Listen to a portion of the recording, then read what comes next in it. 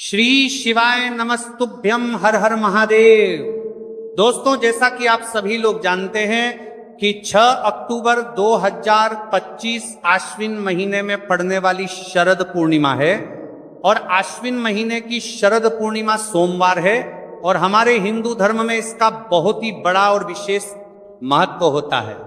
अगर कभी भी मौका लग जाए और आश्विन महीने का शरद पूर्णिमा सोमवार, एक और आश्विन महीने का शरद पूर्णिमा सोमवार है, आश्विन महीने का शरद पूर्णिमा सोमवार, शरद पूर्णिमा के दिन तो आप लोगों को सिर्फ और सिर्फ तुलसी की सूखी लकड़ी वाला उपाय तो अवश्य ही करना चाहिए। इन दोनों का संयोग बहुत ही कम आता है। इसी के साथ में गुरुजी ने अपनी शिव पुराण कथा में बताया है कि इस दिन आपको तुलसी की सूखी लकड़ी वाला उपाय तो आपको अवश्य ही करना चाहिए। मैंने आपको लकड़ी वाला उपाय तो अवश्य ही करना चाहिए, क्योंकि ऐसा दिन पूरे साल में सिर्फ एक ही बार आता है।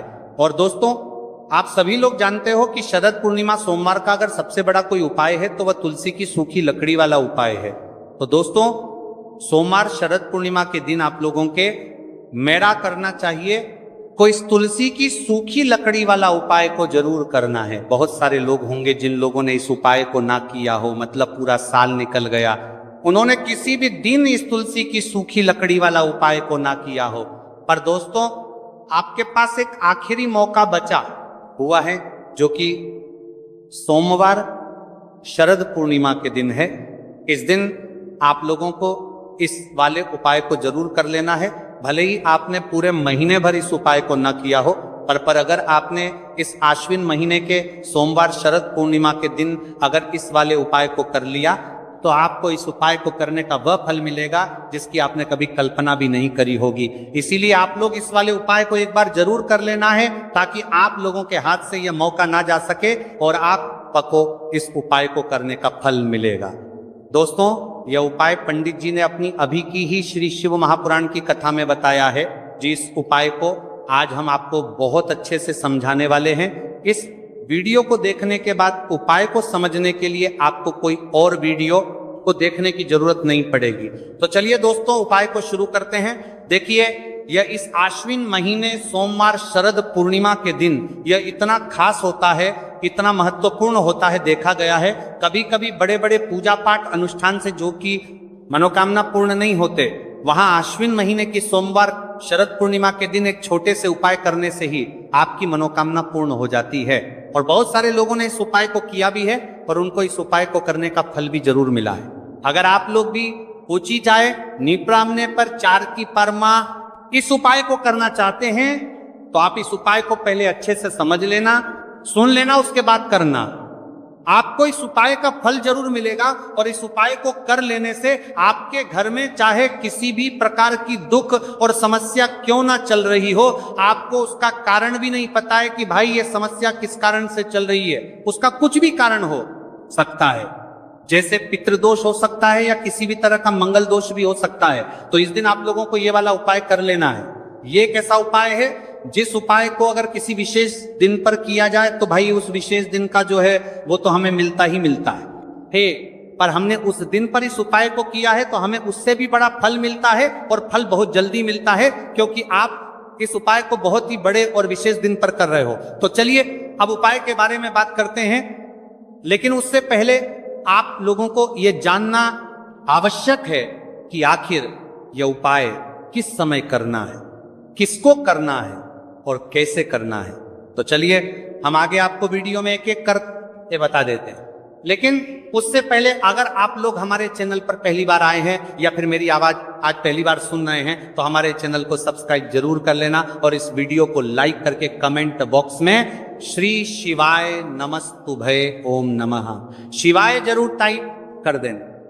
तो दोस्तों, इस तुलसी की सूखी लकड़ी वाला उपाय को हमें सोमवार शरद पूर्णिमा के दिन कैसे करना है, किसको करना है, किस समय करना है और कहां पर करना है, ये सारे सवालों के जवाब आपको इस वीडियो में मिल जाएंगे। और जो ये वीडियो देखेगा भाई, उसको तुलसी की सूखी लकड़ी वाला उपाय जरूर करना चाहिए, क्योंकि इस दिन काला तिल का भी बहुत ही बड़ा और विशेष महत्व होता है। और जब बात आ जाए तुलसी की सूखी लकड़ी वाला उपाय की, तो ये सोने पर सुहागा वाली बात हो जाती है और ये एक बहुत ही बड़ा उपाय होता है। अब दोस्तों, इस तुलसी की सूखी लकड़ी उपाय को आखिर करना किसको है? सबसे पहले हम लोग वो बात जान लेते हैं। तो देखो, घर की जो बड़ी माताएं बहनें होती हैं, उन माताओं बहनों में से कोई भी एक बड़ी माता बहन इस वाले उपाय को कर सकती है। और दोस्तों, अगर आप चाहे तो अपने घर में से सभी सदस्यों को भी इस उपाय को करवा सकते हैं। अगर किसी व्यक्ति की खुद की कोई मनोकामना है, खुद की कोई दुख और परेशानी है जो कि वह अपने लिए ही करना चाहता है, इस वाले उपाय को तो वह खुद अपने लिए भी कर सकता है। बाकी अगर कोई घर में से ऐसा है जो कि अपने पूरे घर परिवार की सुख और शांति के लिए ये वाला उपाय करना चाहता है, तो भाई वो भी कर सकता है, हो सकता है, उसमें भी कोई दिक्कत वाली बात नहीं है। कहने का मतलब यह है कि इस उपाय को हर एक सदस्य भी कर सकता है, और पूरे घर परिवार के सदस्य के लिए घर की बड़ी माताओं बहनों में से कोई एक माता बहन भी कर सकती है।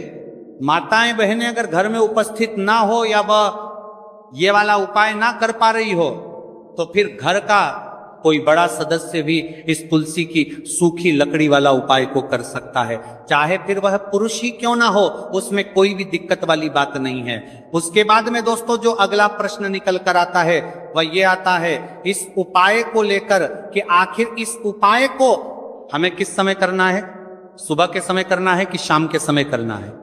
तो देखो, इस वाले उपाय को आप लोग सुबह के समय भी कर सकते हो और शाम के समय प्रदोष काल में भी कर सकते हो। अब अगर आप पूछो कि भाई साहब सबसे उत्तम समय कौन सा रहेगा इस तुलसी की सूखी लकड़ी वाला उपाय को करना है, तो हम आपसे बस यही कहेंगे कि इस उपाय को आप सुबह के समय करेंगे तो ज्यादा बेहतर होगा। बाकी अगर प्रदोष काल शाम के समय भी करेंगे तो भी अच्छा होगा, उसमें कोई भी दिक्कत वाली बात नहीं है। तो अब दोस्तों जो अगली सबसे बड़ी और महत्वपूर्ण बात आती है वह ये आती है कि सुबह अगर हम उपाय को करेंगे तो हमें कितने बजे से लेकर कितने बजे तक के बीच में करना है, और शाम के समय प्रदोष काल में करेंगे तो हमें कितने बजे से लेकर कितने बजे के बीच में करना है। तो देखो, सुबह जितनी जल्दी हो सके आप उपाय को करने की कोशिश करना। बाकी अगर किसी कारणवश लेट भी हो जाओ, थोड़ी देर भी हो जाए, तो 10 या 11 बजे तक भी आप उपाय कर लेना, पर 12:00 बजे से ज्यादा देरी ना हो, ठीक है? इस बात का ध्यान रखना। उसके बाद में दोस्तों अगर शाम के समय प्रदोष काल की बात करें, प्रदोष काल का जो समय है होता है वह शाम के 6:00 बजे से शुरू हो जाता है। मतलब शाम के 6 प्रदोष काल की बात करें 6:00 बजे से शुरू हो जाता है। मतलब शाम के से लेकर 7 के बीच का जो समय होता है यह समय प्रदोष काल का समय होता है। तो आप इस उपाय को 7 या 8:00 बजे के बीच में भी कर सकते हो। मतलब शाम के 6 बजे से रात 8:00 बजे के बीच में आप कभी भी इस वाले उपाय को कर सकते हो, उसमें कोई भी दिक्कत वाली बात नहीं है। देखिए, यदि हम किसी भी प्रकार के उपाय को निश्चित दिन और निश्चित तिथि पर करते हैं तो इसका हमें बहुत अधिक लाभ मिलता है, और इन उपायों को करने के बाद हमारे जीवन में बहुत अधिक परिवर्तन आता है। साथ ही साथ ये जो उपाय आपके जीवन की सारी परेशानियों को और सारी बाधाओं को दूर करने वाले हैं। देखिए दोस्तों, आज के इस पूरे ही वीडियो में हम आपको 3 चमत्कारिक उपाय बताने वाले हैं, और ये तीनों ही उपाय बहुत ही खास और बहुत ही ज्यादा विशेष होने वाले हैं। तो चलिए दोस्तों, जाने वाले हैं, लेते हैं गुरुजी द्वारा बताए गए सबसे पहले उपाय के बारे में। आश्विन माह धन प्राप्ति उपाय, तुलसी की सूखी लकड़ी घर में रख देना, बहुत जल्दी करोड़पति बनोगे। इतना पैसा पत्र से बंदोरपति बनोगे, बरसेगा। राधे थे दोस्तों, आपको किसी भी दिन तुलसी की सूखी लकड़ी का उपाय घर पर करना है, और ऐसा समझ लीजिए कि तुलसी की सूखी लकड़ी का यह उपाय आपको बहुत जल्दी करोड़पति बनाएगा। क्योंकि जो मेरी का अश्विन का महीना है ये श्री हरि विष्णु को सबसे प्रिय महीना है। तो देखिए, स्कंद पुराण में आता है कि भगवान विष्णु को सबसे प्रिय अगर कोई महीना है तो वह आश्विन का ही महीना है, और आश्विन के महीने में तुलसी के उपाय रातों रात आपके भाग्य को चमकाते हैं। ऐसे में आज की वीडियो में हम आपको तुलसी के ऐसे उपाय बताने जा रहे हैं जो रातों रात आपका भाग्य चमकाएंगे और बहुत जल्दी आपको महाधनी बनाएंगे। तो देखिए, श्री हरि विष्णु प्रसन्न होते हैं जब भी आप माँ तुलसी से जुड़ा हुआ कोई भी उपाय करते हैं। माँ लक्ष्मी प्रसन्न होती है जब आप श्री हरि विष्णु को प्रसन्न करते हैं। अब आज की वीडियो में जो उपाय हम आपको बताने जा रहे हैं इस उपाय को करने से श्री हरि विष्णु तुरंत प्रसन्न होते हैं और सीधे सीधे आप मां लक्ष्मी को प्रसन्न कर लेते हैं। आपके जीवन में आप खुद अपने सौभाग्य को प्रसन्न कर लेते हैं। इसकी तरफक करने के भी आपके जीवन में आप खुद अपने सौभाग्य को प्रसन्न कर लेते हैं, प्राप्त कर लेते हैं इस छोटे से उपाय को करके।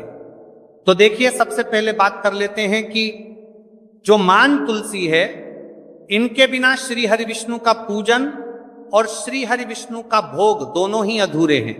जब भी हम श्री हरि विष्णु को भोग कराते हैं, उनको भोग लगाते हैं, उसमें हम तुलसी दल जरूर डालते हैं। एक पत्ता डालेंगे लेकिन तुलसी दल जरूर डालते हैं, क्योंकि बिना तुलसी दल के श्री हरि विष्णु कोई भी भोग स्वीकार नहीं करते हैं। और आश्विन के महीने में तुलसी का पूजन करने से व्यक्ति को सौभाग्य की प्राप्ति होती है, उसके घर में कभी निर्धनता नहीं आती है। आप देखिए, सबसे पहले तो आपको आश्विन के महीने में एक हरा भरा तुलसी का पौधा अपने घर में जरूर लगाना चाहिए। अगर पहले से आपके घर में तुलसी का हरा भरा पौधा है तो बहुत उत्तम है। अगर नहीं है तो आश्विन के महीने के लिए महीने में एक तुलसी जी का पौधा आप जरूर लेकर आ, क्योंकि सबसे श्रेष्ठ महीना है तुलसी के पौधे को अपने घर में लाकर लगाने के लिए। दूसरी चीज कि देखिए, आश्विन के महीने में या उससे पहले आपके घर में तुलसी जी का पौधा सूख गया है, और अगर तुलसी का पौधा आपके घर में सूखा हुआ है तो उससे कौन सा उपाय है जो आप करके रातों रात अपने भाग्य को चमका सकते हैं। तो देखिए, अगर आपके घर में माध्य में तुलसी जी का सूखा हुआ पौधा है, इसमें आपको हरे भरे पौधे से उपाय नहीं करना। आपके घर में तुलसी जी का अगर सूखा हुआ पौधा है, उसी से आप उपाय करेंगे, इस चीज का ध्यान रखेंगे। तो देखिए, अगर तुलसी जी का पौधा सूख गया है तो आपको क्या करना है, उसकी छोटी छोटी कहानियां लेनी है, गिन करके 7 कहानियां, ठीक है ना। कितनी कहानियां लेंगे? 7 कहानियां लेंगे। थोड़ा सा मौली धागा आपको लेना है और 7 तुलसी की सूखी लकड़ी को एक के अंदर एक यानी गट्ठा टाइप का बनाना है और उसको बांध देना है, ठीक है ना। सारी तुलसी की लकड़ियों हमको इकट्ठा करना है और मौली धागे से बांध देना है। बांध देंगे कलावा लपेट कर। अब आपको क्या करना है, रोली का तिलक इस तुलसी की सूखी लकड़ी पर आपको करना है। रोली का तिलक करेंगे। अगर चंदन है तो थोड़ा सा चंदन लगा दीजिए। अब ये तुलसी की जो सूखी लकड़ी है, ये आपको थोड़ी देर अपने घर के मंदिर में रखनी है श्री हरि विष्णु के सामने, और एक देसी घी का दीपक आपको श्री हरि विष्णु के सामने लगाना है। दीपक गोल बाती का लगाएंगे और उसमें एक चुटकी पिसी हुई हल्दी डाल देंगे, ठीक है ना। श्री हरि विष्णु को हल्दी बहुत प्रिय है। दीपक लगा देंगे। थोड़ी देर बाद जो तुलसी की लकड़ियां हैं उनको ऐसे ही रखा रहने देंगे, तिलक कर देंगे। अब थोड़ी देर बाद आपको क्या करना है, तुलसी की वह जो सूखी लकड़ियां आपने बांधी थी कलावे से, मोली धागे से, अब आपको उन्हें उठाना है।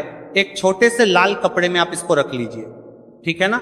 लाल कपड़े में रख लीजिए, पीला कपड़ा हो तो पीले कपड़े में रख लीजिए। रखने के बाद आपको क्या करना है, इसकी पोटली टाइप की बना देनी है।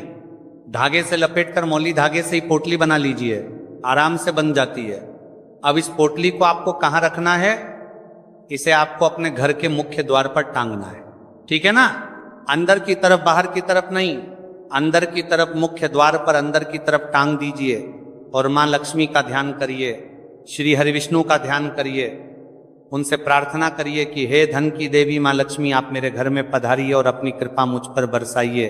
इस तरह से आपको प्रार्थना करनी है और मंत्र बोलना है। ओम नमो भगवते वासुदेवाय नमः 11 बार यह मंत्र बोलना है। एक दीपक आपको जिस दिन भी उपाय कर रहे हैं अपने घर के मुख्य द्वार पर प्रज्वलित करना है। चौमुखी दीपक यानी 4 बाती का दीपक लगाएंगे और थोड़ी सी हल्दी उस दीपक में भी डाल देंगे। मुख्य द्वार पर दीपक बाहर की तरफ लगाना है, सीधे हाथ पर, ठीक है ना। ये उपाय वैशाख में आप करिए और देखिए कि कैसे आप महाकरोड़पति बनते हैं, कैसे आपके पास पैसा आता है और कैसे आपके पास पैसा रुकता है। तो ये वही उपाय है जो रातों रात आपके भाग्य को चमकाएगा और आपको महाधनी बनाएगा। छोटा सा उपाय आपको महाकरोड़पति बनाएगा। आपके बाद करोड़पति बनते हैं, बनते बनाया गया है देगा। अगर सच्ची श्रद्धा से आपने इस उपाय को कर लिया, साथ ही साथ आश्विन के महीने में अगर कोई जूते का दान कर देता है, जूते चप्पलों का कोई दान कर दे इस माह में, तो समझ लीजिए उसे हर वह वस्तु मिलती है जिसकी वह कल्पना करता है, जिसकी वह चाहता है। आपने अगर कुछ ऐसा सोचा है कि हाँ मुझे ये वस्तु या मुझे ये चीज मिल जाए, मेरी ये इच्छा पूरी हो जाए, आपकी कोई भी इच्छा अधूरी है, पूरी नहीं हो रही, तो आश्विन माह में आप चाहे एक व्यक्ति को दान करें, जूते या चप्पल का दान जरूर करेंगे, विष की कोरी हो करेंगे, चाहे पद माह में आपकी कोई भी इच्छा पूरी हो जाए करिए। जल का दान इस माह में के लिए जल के दान करिए, जल का दान करिए, जल के तरी करिए, जल के तरी करिए, जल के तरी करिए, जल के तरी करिए, मैं करिए, और फिर देखिए कि आपका भाग्य कैसे आपका साथ देता है और कैसे आप अपने जीवन में आगे बढ़ते चले जाते हैं। तो बहुत अच्छे से उपाय आपको बताया है। अब हम बात करते हैं दूसरे विशेष उपाय की, कि देखिए ये उपाय भी आपको तुलसी जी के पौधे के वहां पर करना है, आपके भाग्य का उदय करने के लिए। आपके घर में धन सम परेशानियां हैं, कर्ज की समस्या अगर दिन पर दिन बढ़ती जा रही है, दो जाइए करारा, आपको दो जाइए करारा, आपको जाइए करारा करना है, रही है खत्म नहीं हो रही है, बहुत ज्यादा परेशानियां हैं, तो आपको ये उपाय करना चाहिए। देखो करना क्या है, बहुत ध्यान से समझना। आपको मात्र तांबे के पात्र के अंदर जल लेना है, उस जल के अंदर एक चुटकी आपको हल्दी मिला देनी है, ठीक है, और साथ में लेना है एक कमल गट्टा, या केवल उपाय पित्ता त्रिपक्ष सोमवार चैत्र नवरात्रि के दिन करना। अगर आपको ऐसा लगता है कि आपके जीवन में अष्टलक्ष्मी का वास नहीं है, भाग्य का साथ आपको नहीं मिल पा रहा है, तो आप ये उपाय शनिवार के दिन कर सकते हैं, सोमवार शरद पूर्णिमा के दिन भी कर सकते हैं, ठीक है।